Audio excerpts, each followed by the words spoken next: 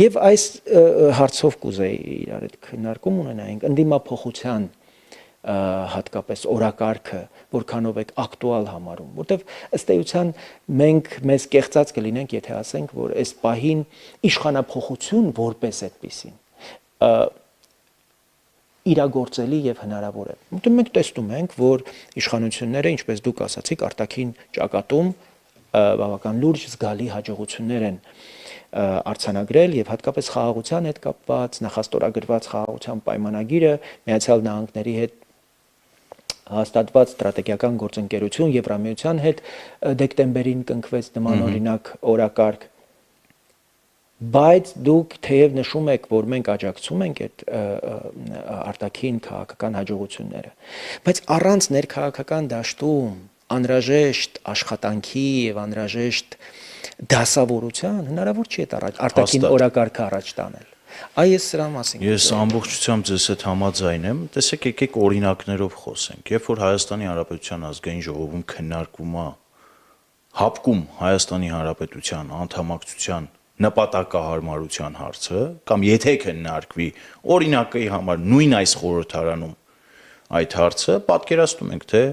քննարկումներն ինչ ուղղությամբ են գնալու, քաղաքացիական պայմանագիրը փորձելու է հապկում սառեցրած կարգավիճակը ամրապնդել եւ խոսել, շարունակել պնդել, որ սառեցված կարգավիճակը մեզ բավարարում է, այ 5-րդ 40 եւ խորհրդարանական ընդդիմությունը շարունակելու է դատապետել օրվա իշխանություններին, անգամ այդ նվազ փոքրիկ քայլի համար, որ սառեցրել է կարգավիճակը հապկում։ Եթե չլինի այս խորհրդարանական ընդդիմությունը եւ լինի այլ խորհրդարանական ընդդիմություն, ավելի կոշտ, ավելի ռադիկալ, ավելի Հայաստանի Հանրապետության անկախության գինն իմացող, Հայաստանի Հանրապետության քաղաքացիների ղադրն իմացող ընդդիմություն, եթե խորհրդարանում լինի, ինչ պետք է անի։ Օր առաջ եւ ժամ առաջ պետք է պահանջի Նիկոլ Փաշինյանին, որպեսզի հապկից դուրս գալու փաստաթուղթը ես պնդում եմ, շարունակում եմ պնդել իր գլխում, իր մտքում, գուցե իր դարակում ստորագրած Փաշինյանն ունի այդ փաստաթուղթը, որպեսզի ինքը այդ փաստաթուղթը վեր հանի եւ Հայաստանի Հանրապետությունը դուրս գա հապկից, կամ քննարկում ենք նախաձեռնություն, քննարկվել է նախաձեռնություն, Եվրաքվե նախաձեռնություն, որը 60,000 քաղաքացիների մեկ ամսվա ընթացքում հավանությանն արժանացել եւ պատվիրակել է ազգային ժողովի падգամավորներին, որպեսզի ընդունեն դա, եւ նրանք ընդունում են։ Ինչ է անում այս ընդդիմությունը, կախվում է Հայաստանի Հանրապետության ոտքերից եւ քաշ է տալիս անդուն։ ԵԱՏՄ-ից դուրս չգաք, բա Իրանի շահը, բա ԵԱՏՄ-ի շահը, բա Պուտինի շահը ու այսպես շարունակ։ Բա երկաթուղին։ Բա երկաթուղին, այո։ Ես կարծում եմ, որ ընդդիմափոխության պահանջը հասարակության մեջ ավելի շատ է եւ ավելի ընդգծված է այս պահին, քան իշխանության փոփոխության հարցը։ Եվ ի վերջո նաև Գյումրի 2-ի սցենարը, քանի դեռ փորձում են խաղարկել այս շրջանակները, նաև այո իշխանափոխություն կարող է լինել։ Ու այս պարագայում ես կարծում եմ Հայաստանի Հանրապետության քաղաքացիներին պետքա հորդորել, որպեսզի ճիշտ ընտրություն կատարեն եւ նաեւ իրենց մասով քաղաքացիական դիրքերից իրենք նաեւ ճնշում գործադրեն։ Ես իբրև քաղաքասարակության մի մաս թույլ տվեք ես այդ կոչն անեմ հանրությանը, հանրության շերտերը, տարբեր շերտեր եւ հավաքական առումով հայ հանրությունը պետքա ճնշում գործադրի քաղաքական դաշտում գործող քաղաքական ուժերի վրա, որպեսզի միասնական ճակատով հանդես գան։ Ինչու՞։ Ես այս միասնական ճակատով հանդես գալու կոչը չէի արել եւ չեմ արել 3-4 ամիս առաջ, այս տեմպերով։ Ինչու եմ ես հիմա այս կոչն անում եւ ինչու եմ այս ճանապարհով տեսնում, որովհետեւ ցավոք սրտի բլոկավորված բլոկներով ընտրությունների գնալու սցենարը ավելի քան ակնառու է։ Կա Ծառուկյանի բլոկ, Նոյան Տապան անունը դրած, չգիտեմ ինչ դրած, որտեղ կուտակվում են, հավաքագրվում են ռուսական շահերը սպասարկող տարբեր ռանգի քաղաքական գործիչներ եւ ուժեր։ Կա Սամվել Կարապետյանը, որ իր Հայաստանի բյուջեից շատ փող ունենալու հանգամանքը օդում թափահարում եւ Հայաստանի Հանրապետությունում ազատ առնվազն այսպես անշարժ գույք չի թողնում, որ վարձակալի եւ ընտրություններին մասնակցի։ Եթե պետքա առնում են նաեւ։ Եթե պետքա նաեւ Վանաձորում ասացին այս շենքը չէին տալիս վարձակալության, իրենք առել են այդ։ Ընդհուպ։ Մարդը պարծենում է, որ Հայաստանի բյուջեի չափ փող ունի ու Ինչ ուզի էնել կանի, իրա ձևով, ոնց որ ինքն է ասել։ Ռոբերտ Քոչարյանը Ռոբերտ Քոչարյանը իր այդ դաշնակների խմբակով, Սերժ Սարգսյանը ես կարծում եմ ի վերջո գուցե իր խոսքն ասի եւ շախմատային իր այդ Արման Թաթոյանը ինչ ա եղել։ Արման Թաթոյանը նաեւ նրա Արման Թաթոյանին որ հարցնես ասում է ես մարդի իրավունքների պաշտպան եմ, եկեք չհարցնենք, բայց ինքը գոնե չի հերքել, որ ուրեմն ապագայում կարող է։ Այս համատեքստում ինչ ունենք, օրվա իշխանությունը իր ձեռքբերումներով եւ բաց թողումներով իր հավատավոր հետևորդներով եւ հակառակը հիասթափված մեծ զանգվածով պայքարում է մի ամբողջ մեքենայի դեմ։ Եվ գիտեք, այս համեմատությունը ես միշտ արել եմ ռուսական թև եւ արևմտյան եւ ավելի արևմտյան կողմնորոշում ունեցող թև։ Ի տարբերություն արևմտյան կողմնորոշում ունեցող թևերի, ռուսական թևը շատ հեշտ կոնսոլիդացվում է։ Պարզա թե ինչի, որովհետև կամ Ֆիլիպն է այնտեղից զանգել կամ Վլադիմիրն է զանգել։ Իրենք նաև այստեղ հիմա պատվիրակներ են ուղարկել, իդեպ իմ տեղեկություններով, դրանք հանդիպում են Ծառուկյանին, հանդիպում են Սամվել Կարապետյանին, Ռոբերտ Քոչարյանին եւ հանձնարարություններ են տալիս, այդ թվում նաև ֆինանսավորում են այդ հանձնարարությունները, ասում են դու պիտի առաջադրվես, դու չպիտի առաջադրվես։ Պատկերացնեք Մոսկվայից ինչ որ մարդիկ են գալիս, Ծառուկյանին նստում ասում են մենք հարմար չենք գտնում, որ դուք մասնակցեք այս ընտրություններին, այսինքն ավելի մեծ կոնսոլիդացիաների նորմալ է Լուկաշենկոյին եւ Ծառուկյանին այդպիսի կոչերով եւ հորդորներով դիմում են, դա նորմալ է։ Մենք նաեւ Հայաստանի անկախության, Հայաստանի ինքնիշխանության ժողովրդավարական գործընթացների աջակցող քաղաքական ուժերը, որոնք չեն կառավարվում դրսերից, մենք այդ հասունությունը հանդես չենք բերում, որպեսզի կարողանանք այս իրողությունների ցավոք սրտի ուրեմն նաև կոնսոլիդացված համապատասխան եւ պարոն Բաբաջանյան հենց այդ համատեքստում է, որ ես մեր հայրենակիցներին դիմում եմ եւ հորդորում, որպեսզի իրենք քաղաքացիական իրենց դիրքերից հնարավոր բոլոր ու անհնար մեթոդներով, կլինի Facebook-ում, կլինի փողոցում հանդիպելով, կլինի ծանոթի միջոցով կապնվելով ճնշում գործադրեն քաղաքական ուժերի եւ նրանց առաջնորդների վրա, որպեսզի միավորվեն։ Եթե չեն միավորվում, իսկ կան քաղաքական ուժեր, որ այս փուլից հայտարարում են, որ իրենք միայնակ են գնում ընտրությունների, եթե չեն միավորվում, երեք ինձ մոտ մեկ հարց է առաջացել։ Պարոնեք, դուք ասում եք գալիս ենք իշխանություն վերցնելու։ Դուրս կանք այդ հեքիաթային ինչ որ վարդագույն ակնոցները մեր աչքերից հանենք ու իրականությանը բաց աչքերով նայենք։ Դուք գնում եք ընդդիմություն աշխատելու։ Կան ուժեր, որ ասում են մենք գնում ենք կոալիցիոն իշխանության մաս լինելու։ Այստեղ ավելի է բարդանում իրավիճակը։ Այդ դեպքում հարց է ուղղակի առաջանում։ Կներեք, ում եք թողնումը մեկ այլ հարց է։ Բա ում եք առաջադրելու պաշտոններում։ Կուսակցություններ կան, որ կադրային բանկ ուղղակի չունեն։ Իսկ այդ կուսակցությունները մեծ հավակնություններ ունեն իշխանություն լինելու, կոալիցիոն իշխանության մաս լինելու, մեկը չկա հարցնի։ Լավ, ընդունենք դուք կոալիցիոն իշխանություն եք։ Քանի նախարարի պոտենցիալ տեխնացուի անուն կարող եք հենց վաղը տալ։ Քանի փոխնախարարի պոտենցիալ տեխնացուի անուն հենց վաղը կարող եք տալ։ Քանի մարզպետի անուն կարող եք վաղը տալ։ Երբ որ այս հարցը տակ եւ իրականում պատին դեմ տալով պահանջեք պատասխանները չեք գտնի, որովհետեւ ես կրկնում եմ կադրային խնդիր ունեն կուսակցություններ կան, բայց իրենց համար չափից ավելի մեծ նշաձող են սահմանել։ Քավլիցի էլի կարող են գնալ մասնակցել, հերթական անգամ ինչա լինելու, հերթական անգամ բաց ճակատով հարվածելու են պատին եւ առանձին դեպքերում քաղաքացիական պայմանագրի համակիրներից շուտ շտապեն քաղաքացիական պայմանագրի գրասենյակ շնորհավորելու քաղաքացիական պայմանագրին։ Ամեն դեպքում մենք մեր հայրենակիցներին նշենք, որ նաև այստեղ ենք ասելու, որ պատրաստ ենք համագործակցել բոլոր այն ուժերի հետ եւ այն հանատների հետ, այն վառ ներկայացուցիչների հետ, ովքեր այս ամբողջ տարիներին եղել են մեր օրակարգերի կողքին եւ մենք որպես քաղաքական ուժ, այլ քաղաքական ուժերի, այլ դերակատարների առաջ բաց ենք եւ շարունակում ենք բաց պահել դուռը եւ պատուհանները եւ պատրաստ ենք ուրեմն լուրջ այդ օրակարգի շուրջ լուրջ քննարկման, բայց ես ուրիշ բանի մասին եմ ուզում խոսել։ Նայեք, դուք հատուկ ընդգծեցիք արտաքին քաղաքական հաջողությունները, ես ուզում եմ այդ միտքը շարունակել այլ տեսանկյունից։ Նայեք, ես կարծում եմ, որ օգոստոսի 8-ը եւ դրա շարունակությունը հանդիսացող գործընթացները, հատկապես խաղաղության գործարքը, տեսեք Վենսի այցով նշանավորված կարևորագույն ձեռքբերումները, տեխնոլոգիական այս նոր գործարանները, ինչպես նաեւ էներգետիկ համագործակցության հեռանկարը չի կարող այս կարևոր օրակարգը ընդհանրապես որը պետք է ասել, որ խաղաղության եւ անվտանգության, այսպես հորիզոններ է Հայաստանի առաջ բացում, կախված լինել մի քաղաքական ուժից, մի քաղաքական անհատից եւ մի ընտրական ցիկլից։ Այս համաձայնությունները եւ այս օրակարգը պետք է հրճակել համազգային օրակարգ եւ դրա շուրջ պիտի լինի քաղաքական եւ հասարակական լայն կոնսոլիդացիա։ Ով որ դեմ է Հայաստանում խաղաղությանը եւ Հայաստանի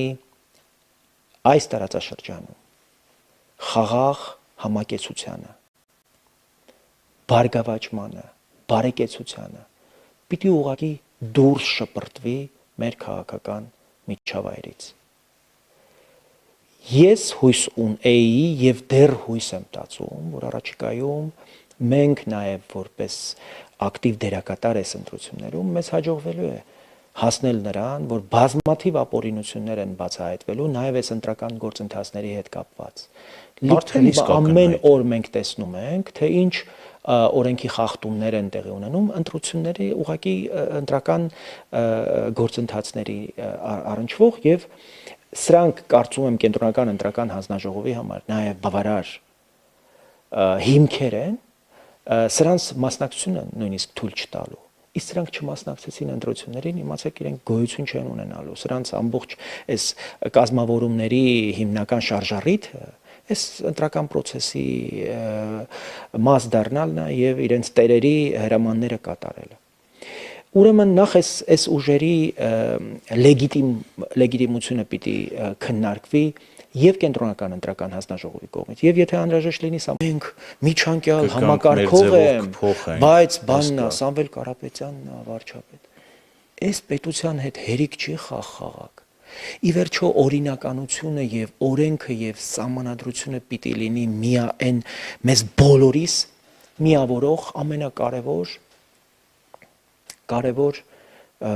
հիմքը, բազան։ Եվ ովքեր որևէ կերպ կոտնձգեն օրինականության վրա, սահմանադրության վրա, պիտի ուղղակի outsider-ներ հրճակվեն քաղաքական դաշտից, որտեղ մենք պիտի հանդուրժենք քաղաքական դաշտում նրանց, ովքեր օրենքի առաջ օրենքի նկատմամբ գոնե հարգանք ունեն եւ սահմանադրության նկատմամբ նվազագույն հարգանք են տածում։ Ու այս իմաստով ես շատ պիտի ուզեի, որպեսզի մենք կենտրոնանայինք այս կոնսոլիդացիայի հարցին, որ նախ այս կարևոր ձեռքբերումները ամրապնդելու մի հնարավորություն կա։ Ներսում պիտի համախոհություն լինի սրա շուրջ։ Եթե մենք ներսում այդ համախոհությունը չունենանք, մենք չենք կարող ակնկալել, որ այս օրակարգերը առաջ մղելու ներուժ կա։ Այսօր մեր ամերիկացի գործընկերները, եվրոպացիները սրտի այսպես վախով հետևում են այս իրադարձություններին, որպեսզի տեսնեն լավ, իշխանությունը հասկացանք, բա ովքեր են լինելու օրինակ այն ընդդիմադիր ուժերը, որոնք սատարելով հանդերձ այս օրակարգերին, օրինակ դրանից ավելի որակյալ եւ ավելի արագ տեմպ են պահանջելու իշխանություններին կատարելու այս կամ այն հանձնառությունը, ինչպես դուք նշեցիք, օրինակ հապկի դեպքում։ Տեսեք, այդ հարցը բարձրացնող չկա խորհրդարանում։ Երբեմն քաղաքացիական պայմանագիրը այնքան նեղն է անգնում, իրենք են այդ հարցը բարձրացնում, իրենք էլ պատասխանում, այսպես սփոփվում։ Մինչդեռ պիտի լինեին ընդդիմադիրներ, ովքեր այս հարցերը պիտի բարձրացնեին եւ իշխանությանը նեղը գցեին։ Երբեմն նաեւ հնարավորություն չտալով, որ իրենք ունենային այն ազատությունը, որ ունեն այսօր։ Եվ նույն ռուսների հետ, նույն այլ գործընկերների հետ խոսակցությունների ժամանակ հղում անեին, որ մեզ մոտ նեղում են մեր ընդդիմադիրները մեզ։ Եվ մենք չենք կարող, պիտի գնանք այս քայլերը պիտի ձեռնարկենք։ Ու սա կլիներ իրապես առողջ գործընթաց,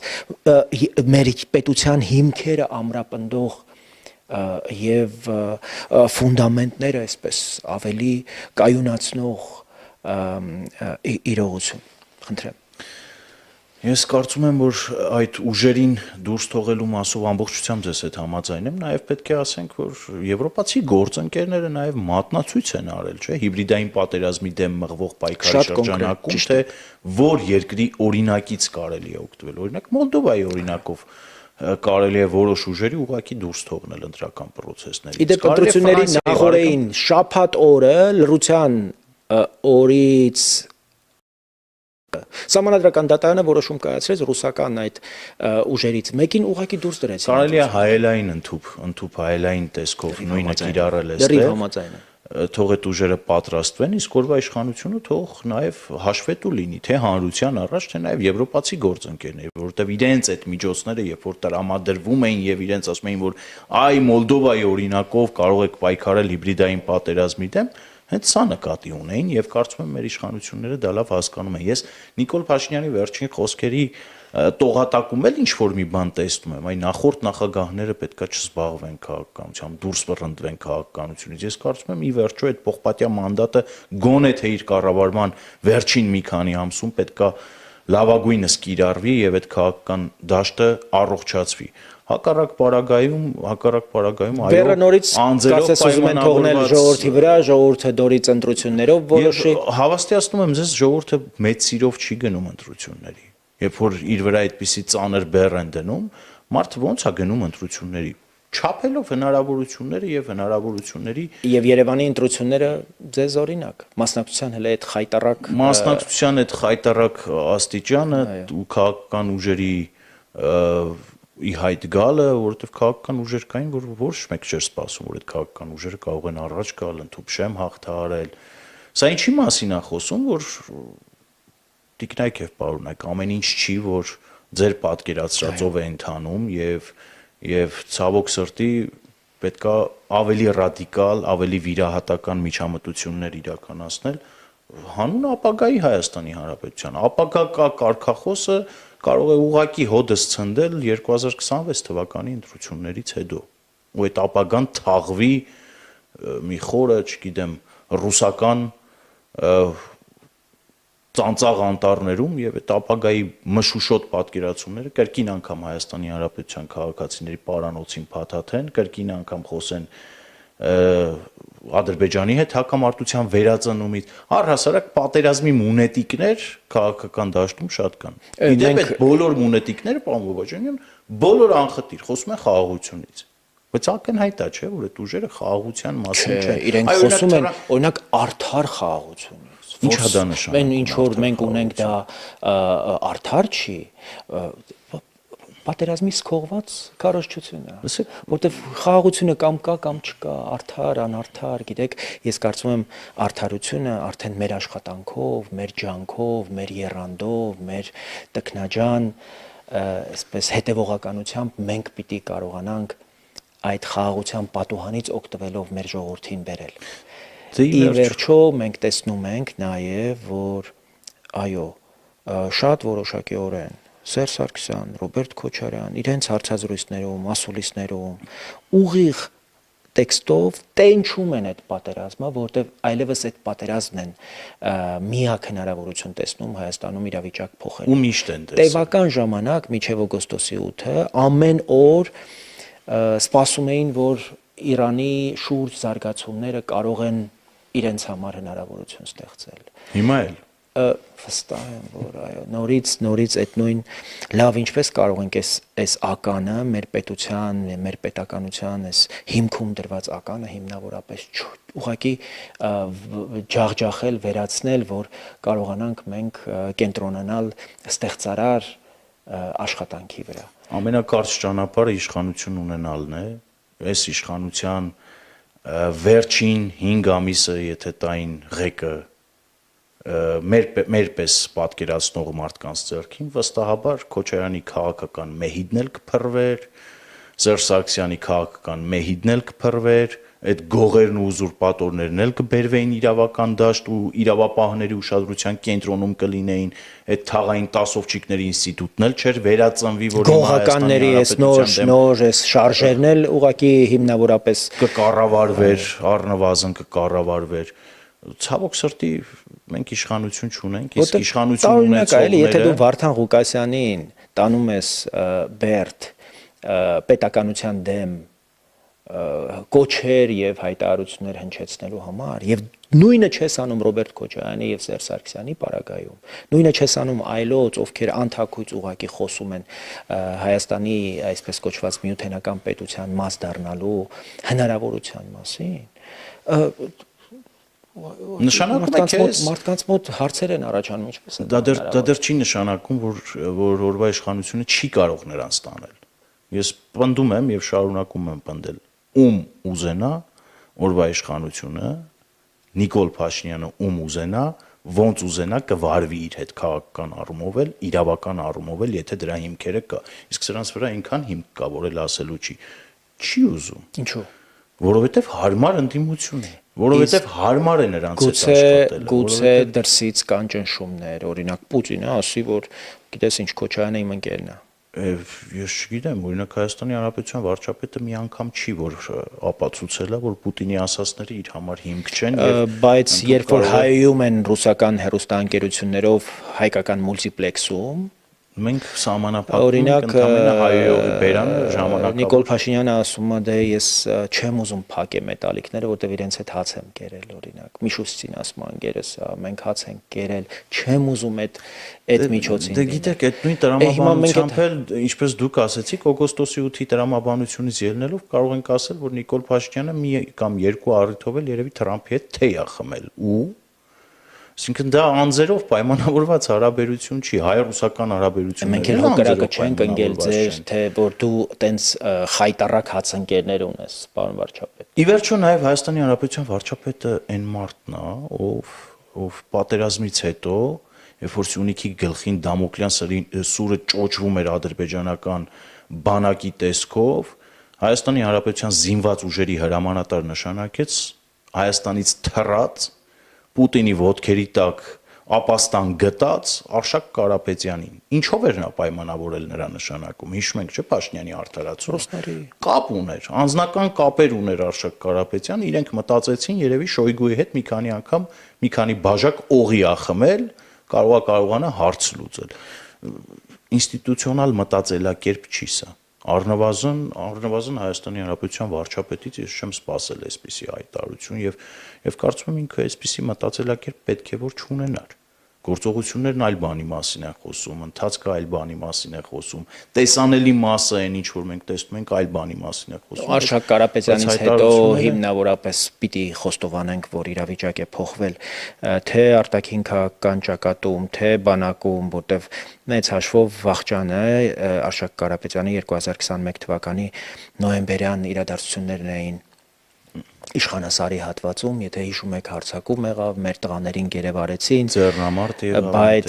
բայց իհարկե դրանից հետո 2022 թվականի սեպտեմբերի իրադարձությունները վերջնականապես մեզ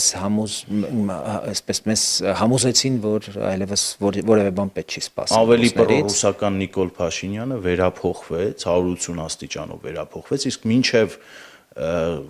Սև լճի հարակից շրջաններում տեղի ունեցած դեպքերը, ջերմուկի մարտերը, օրվա իշխանությունը մրցակցել է խորհրդարանական ընդդիմության հետ, թե ով ավելի շատ կհաջողանա Ռուսաստանի դաշնությանը։ Կարող եմ վկայել, թե ես խորհրդարանը ձևավորվելու հենց հաջորդ օրն եմ հայտարարել, որ այս խորհրդարանը մրցավազքի մեջ է մտնելու, թե ով ավելի շատ կհաջողանա Վլադիմիր Պուտինին, որտեղ Քոչարյանը կարծես թե այնտեղ անմրցելի է, Սերժ Սարգսյանը եւս փորձ ունի, Նիկոլ Փաշինյանն էլ օգտվում էր արդից եւ պաշտպանության նախարար նշանակում Շոյգուի հետ մի քանի բաժակ օղի կիսած Արշակ Կարապետյանին եւ ռուսական առաջարկներն էր հիմնականում ընդունում 2020 թվականից։ Դա այն Շոյգուն, ով պատերազմից հետո ղազախական հեռուստաընկերությանը տված հարցազրույցում պատմում էր, թե ինչ փայլուն օպերացիա են իրականացրել թուրքերի հետ Ղարաբաղի տարածքում։ Իդեպ այսօր լրանում է նաև ուկրաինական պատերազմի 4-րդ տարելիցը 5-րդ տարին է սկսվում, այն օրը 2022 թվականի ըստ էության փետրվարի 22-23-ին,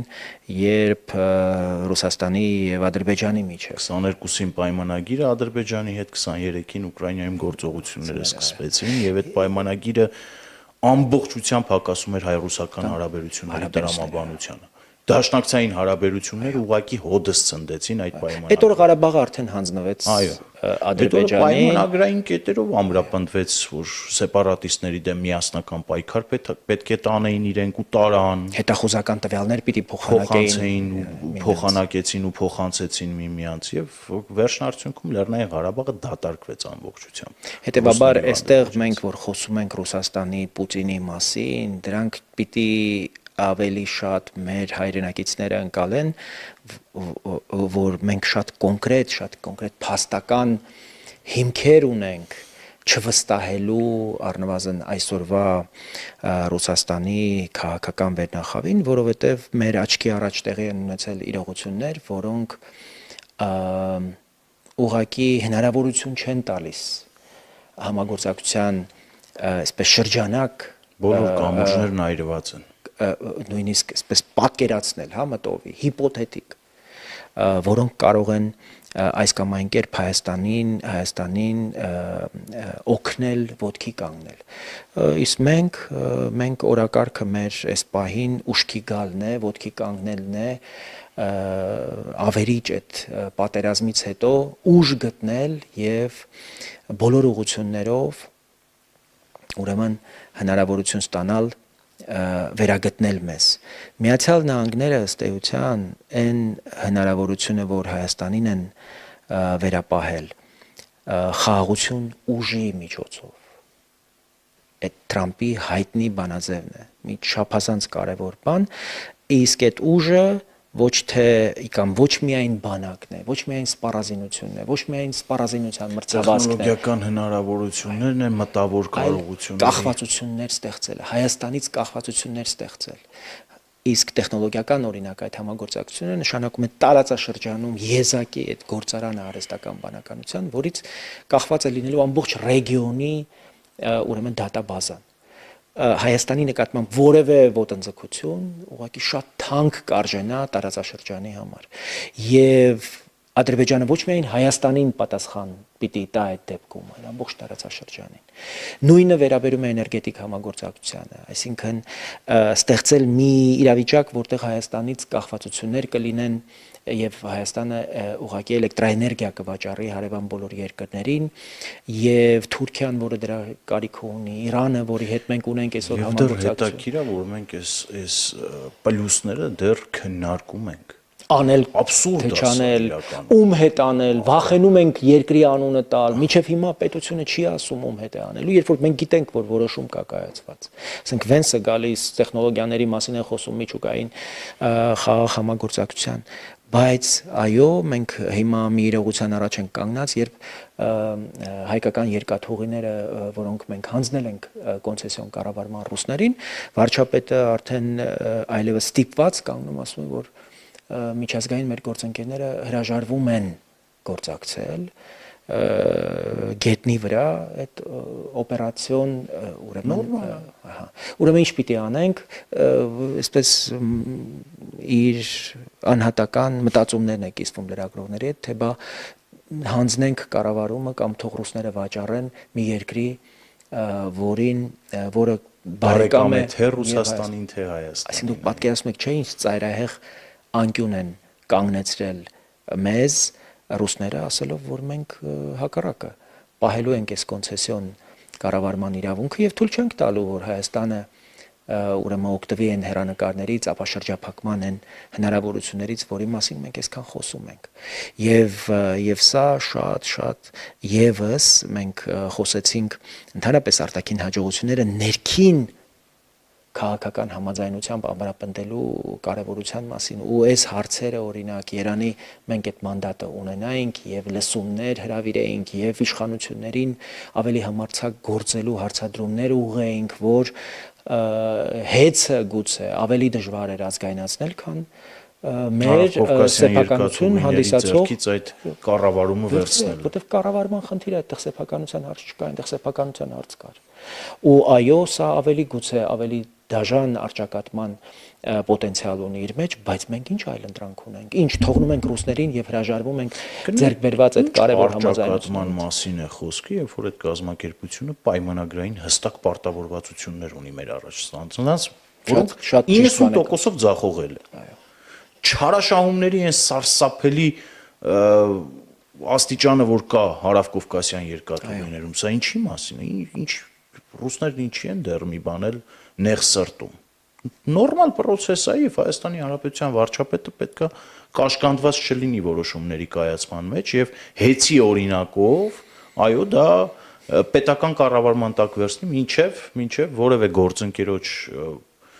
ներգրավելը եւ այդ գործընկերոջը հանձնել այդ կոնսենսիոն կառավարումը։ Ես կարծում եմ վարչապետը պետքա դադարի այդ խնդրողի կարգավիճակից, պետքա դուրս գա ու այլևս չխնդրի ռուսներին։ Ես կարծում եմ, որ այդ խնդիրը նաեւ, եթե չեմ սխալվում, դուք կփաստեք նաեւ ձեր падգամավոր եղած ժամանակ վստահաբար նաեւ առնչված կլինեք դրա հետ, Հարավկովկասյան երկաթուղիները նաեւ դատական ատյաններով էին անցնում 18 թվականին ահռելի քնչական կոմիտեն ահռելի ապացույցներ էր եւ պատերազմով ու կովիդով պայմանավորված այդ 60 միլիոնի մի քանի տարվա ուղակի հայտնաբերած խախտումները, որ պետական բյուջեից ահռելի մսխումներ էին տեղ ունեցել եւ այդ ասեմ ձեզ ինձ հենց Հարավկովկասյան երկաթուղիներից վստահ եմ ձեզ էլ բազմաթիվ պաշտոնյաներ առանձին գրում են, որ խայտարակ թալանը շարունակվում է։ Ավելին, ռուսական երկաթուղիները խայտարակ պարտքերի տակ է եւ այս պահին կառավարությանը խնդրել են Ռուսաստանի կառավարությանը միջոցներ հատկացնել, ինչը մերժվել է եւ իրենք հիմա իրենց գույքերն են իրենց ձեռքի տակ եղած։ Մոսկվայի կենտրոնում իրենց երկնաքերերն են վաճառում, որ կարենան դիմանան 50 միլիարդ մոտարապես ռուբլու կարիք ունեն, որպեսզի շունչ քաշեն։ Հիմա այս ընկերությանը մենք խնդրել ենք, հորդորել ենք, որպեսզի մեզ համար անհրաժեշտ այդ հատվածները իրենք նորոգեն, որովհետև մեզ համար օրինակ կարևոր է ուրեմն մեր ապաշրջափակումը իրականացնելու համար։ $1 միլիարդ մոտավորապես ծախս են նայում այդ աշխատանքները։ Այդ ընկերությունը չունի այդ փողը։ Դա կրկին մենք ենք անելու եւ իհարկե վարչապետը հայտարարեց, որ եթե իրենք չանեն, մենք պիտի անենք, բայց հետո տեսանք, որ Խուդատյանը կարծես սրբագրեց իբրև ռուսների հետ կայացրել ենք համաձայնություն, մենք ենք վճարելու։ Լավ, անգամ եթե ընդունենք տեսականորեն, որ Խուդատյանը ճիշտ է եւ ռուսների հետ ունեն համաձայնություն եւ ռուսներն էլ այդ ներդրումը կանեն։ Արդյոք սա համադրելի է թրիփի հետ։ Արդյոք սա համադրելի է Միացյալ Նահանգների կենսական շահերի հետ, թե ոչ։ Այդ նույնն է, որ օրինակ քաղաքական դաշտում օլիգարխի զարմիկը հայտարարում է, որ թրիփը պետք է համադրել Չինաստանի կենսական շահերի հետ։ Աբսուրդ է, չէ՞ սա։ Այսինքն Միացյալ Նահանգները, որոնք Չինաստանի հետ այսօր արճակատման մեջ են, այսինքն վիժեցնելու ավելի հեշտ ու կարճ ճանապարհ ու միջոց չկա։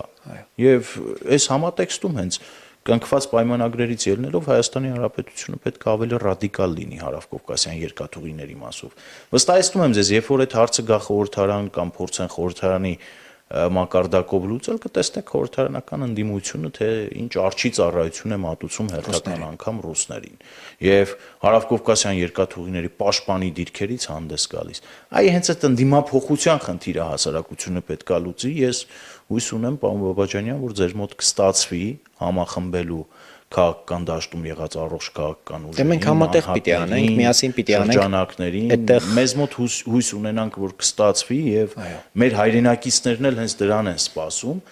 որովհետեւ մարդիկ փողոցում տեսնում եւ հարցնում են, լավ, ինչ ենք անելու, որ մեր ձայնը փոշի չդառնա։ Եթե ձեզանից շատերը առանձին գնացին ընտրությունների, մենք գիտակցում ենք, որ մեր պոտենցիալ քվեն դառնալու է փոշի, ընտրական փոշի, որպեսզի փոշի չդառնա։ Ինչ անենք։ Համախմբվեք, որպեսզի կարողանանք ընտրություն կատարել եւ այս գելու գազանների մեջ մի կերպ կարողանանք դուք մուտք գործել խորհրդարան, որովհետեւ ժողովուրդը ի վերջո այնտեղ պետքա ձայն ունենա, թե չէ։ Ինչքան պիտի օլիգարխները ժողովրդի անունից խոսեն, ինչքան պետքա դրսի օլիգարխները ժողովրդի անունից խոսեն, նախկին ուզուրպատորներն ու թալանչիները ժողովրդի անունից խոսեն։ Դա ժողովրդի անունից խոսել չի, դա հակապետական գործունեություն է, որ տարիներ շարունակ ծավալել են եւ մի բան էլ շարունակելու են այդպես իրենց գործելավոճը շարունակելու։ Ես կարծում եմ, որ մեզ մոտ կստացվի եւ հանրության հիմնական պահանջը այս պահին դա է ձևավորելու մի առանցք, որի շուրջ կարող է համախմբվել հասարակության առողջ զանգվածը, այն զանգվածը, որ Հայաստանի Հանրապետության ինքնիշխանությունը, անկախությունը, խաղաղությունը որևէ պարագայում սակարկման առարկա չի դարձնում եւ չի դարձնի, մնացած նորմալ է։ Խորհրդարանական աշխատանքներն էլ բազմա բնույթ եւ խայտաբղետ կարող են լինել, իհարկե կարմիր գծերը պահելով անկախություն, սուվերենություն, ինքնիշխանություն, ժողովրդավարություն, խաղաղություն, այն ինչ որ մեզ պետք է։ Մենք ի վերջո մենք էլ ժողովրդի մի մասնիկն ենք։ Մենք ի տարբերություն օլիգարխների այս ժողովրդից կտրված չենք, ամեն օր այս ժողովրդի հետ ժողովրդի հոգսերով ապրում ենք եւ մի մասն ենք միջին վիճակագրական Հայաստանի Հանրապետության քաղաքացիների։ Ես ուրախ եմ, որ դուք այս հաղորդման այս հատվածում, երբ մենք արդեն պիտի հրաժեշտ տանք, շատ լավատեսական ուրեմն այսպես ձեր խոհերով կիսվեցիք, որ մենք ամեն ինչ պիտի անենք եւ պատրաստ ենք անել, որպեսզի այդ միասնականությունը ժողովրդավարական ուժերի կարողանանք ապահովել, համենայն դեպս մենք ցկտելու ենք մեր շուրջ, այլ ուժերի շուրջ այդ համախոհությունը եւ այդ լայն կոնսոլիդացիան ապահովել, որպեսզի մարդիկ իրապես պատկերացում ունենան, ընկալում ունենան, որ սա հենց այն ուժային կենտրոնն է, այն ծանրության կենտրոնն է, որտեղ համախմբվել են ժողովրդավարական ուժերը, որոնք ավելի որակյալ աշխատանք են պատկերացնում, ավելի արագ տեմպեր են պատկերացնում եւ արևմուտքի հետ համագործակցության եւ այլ կենտրոնների, գիտեք, հիմա Հնդկաստանի հետ ահռելի ուրեմն համագործակցության շրջանակ կա, ես կարծում եմ արևմուտքի հետ այսպես զուգահեռ պետք է ամեն ինչ անել, որպեսզի նաև այդ ուղղությամբ աշխատանք տարվի։ Արաբական աշխարհի հետ պիտի աշխատանք տարվի, ռուսների հետ պիտի աշխատանք տարվի։ Ամբողջությամբ հայ-ռուսական հարաբերությունները պետք է վերաֆորմատավորվի, այո, այդ հարաբերությունները եւ մենք պիտի գետնի վրա իրողությունների հետ հաշվի նստենք եւ դրանք համապատասխանեցնենք այդ գետնի վրա ստեղծված իրավիճակին, որտեղ եթե թուրքերի հետ խոսում ենք, ռուսների հետ պիտի խոսենք ու խոսենք եւ ընդհանրապես չկա մի երկիր, մի սուբյեկտ, որի հետ խոսակցությունը կամրապնդի Հայաստանը ու մենք պիտի ձեռնպահ մնանք կամ խուսափենք այդ երկրի հետ հարաբերվել։ Բոլորի հետ պիտի աշխատել եւ պետություն ունենալու նշանակությունը հենց դա է։ Աշխատել բոլորի հետ, ովքեր կարող են դույզնից չափով ամրապնդել, ուժեղացնել, հզորացնել Հայաստանը, իսկ մեր կյանքը, մեր նպատակը, մեր երազանքը, մեր բոլոր ձգտումները հենց այդ նպատակն ունեն։ Տեսնել Հայաստանը ինքնիշխան, հարատևող, որպես անկախ եւ բարեկեցիկ, չդատարկվող։ Սա էլ հրամայական է, սա էլ վերջին տասնամյակների ընթացքում Հայաստանի Հանրապետությունից առհավետ գնացել է 1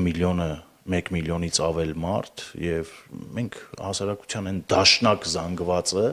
կամ դաշնակամերձ զանգվածը շատ է, չէ՞, սիրում ցեղասպանության հարցը թմբկահարել, հայ-թուրքական հարաբերությունների կարգավորմանը հակադրել հայոց ցեղասպանությունը, հայ-ադրբեջանական հարաբերությունների կարգավորմանը հակադրել պատերազմն ու հայոց ցեղասպանությունը էլի։ Այս համատեքստում պետք է ուղղակի գլուխներս բարձրացնենք ու մենք ինքներս մեզ հարց տանք այդ 1.200.000 մարդուն ով ցեղասպանեց, ով իր բնորանից, հողից ու ջրից կտրեց ու օտար ափերում, չգիտեմ, ճամփորդ դարձրեց։ Սա էլ է շատ կարևոր հարց։ Իհարկե։ Եվ դա կանգնեցնելու միակ ճանապարհը խաղաղությունն է, հարևանների հետ նորմալ բարիդրացիական հարաբերությունների հաստատումն է եւ օր-օրի զարգացումը։ Պետական ինստիտուտները ամրապնդել, պետությունը ուժեղացնել, դիմադրողունակությունը եւ դիմակայունությունը ավելի ու ավելի ամրապնդել, սրանք այլ ընտրանք չունեն, շատ շնորհակալ եմ այս հնարավորության համար, առաջիկայում վստահ եմ, որ մենք շատ ու շատ առիթներ ենք ունենալու այսպիսի եւ այս ձևաչափով եւ մեր մյուս գործընկերների հետ խոսելու այս հրամայական դարձած հարցերի մասին։ Մենք արդեն 1 ժամ է եթերում ենք։ Մինչ մենք խոսենք, ես կրկին անգամ պետքա կոչ անեմ մեր հայրենակիցներին, որպեսզի քաղաքացիական իրենց դիրքերից այդ ճնշումը գործադրեն քաղաքական ուժի դերակատարների վրա իրենք, որովհետեւ մենք ժողովրդավարական պետություն ունենալու կողմնակից ենք եւ ժողովրդավարությունը հենց դրանով է գեղեցիկ, որ ներքևից եկող հրամանները կատարում են վերևում գտնվող անձինք, տվյալ դեպքում նաեւ կուսակցություններն ու կուսակցապետերը եւ հանրությունը այստեղ մեծ անելիք ունի։ Մինչեւ 26 թվականի ընտրությունը անելիք ունի եւ դրանից հետո իր ընտրությամբ անելիք ունի։ Ճնշեք մեզ, սիրելի հայրենակիցներ, հուսա